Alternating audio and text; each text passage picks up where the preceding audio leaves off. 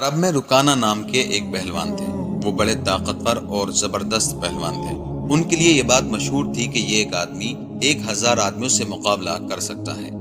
ان کے بدن کے وزن کی کیفیت تھی کہ ایک اونٹ ذبح کر کے اس کی کھال بچھا دی جاتی اور رکانہ اس پر بیٹھتے، اور عرب کے نوجوان اس کھال کو کھینچتے تو وہ کھال ٹوٹ جاتی، پھٹ جاتی، مگر وہ حصہ جنبش یعنی ہلتا جلتا نہیں تھا جس پر رکانہ بیٹھے ہوئے ہوتے تھے۔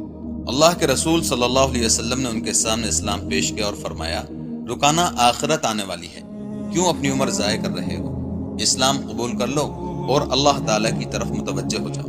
انہوں نے کہا کہ اے محمد صلی اللہ علیہ وسلم، میں نہ تو کوئی عالم و فقیہ ہوں نہ سمجھدار، میں تو ایک پہلوان ہوں، مجھ سے کشتی لڑو، اگر آپ نے مجھے پچھاڑ دیا تو میں آپ کا دین قبول کر لوں گا۔ آپ نے فرمایا بسم اللہ، وہ لنگوٹ کس کر آ گیا اور اللہ کے رسول صلی اللہ علیہ وسلم بھی آستین چڑھا کر میدان کشتی میں آ گئے۔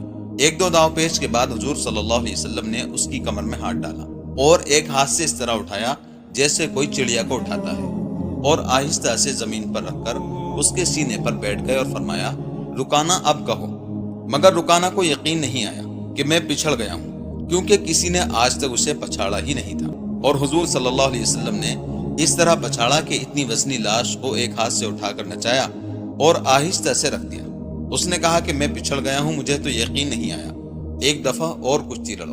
اللہ کے رسول صلی اللہ علیہ وسلم نے فرمایا بسم اللہ، پھر آپ نے ایک دو داؤ پیچ کے بعد کمر میں ہاتھ ڈال کر نچایا اور آہستہ سے زمین پر رکھ دیا۔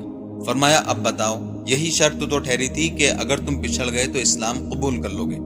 اس نے کہا کہ محمد صلی اللہ علیہ وسلم، یہ تو آپ کے بدن کی قوت ہے نہیں کہ میری لاش کو چڑیا کی طرح اٹھا کر نچا دی، معلوم ہوتا ہے کہ آپ کے اندر کوئی چیز ہے۔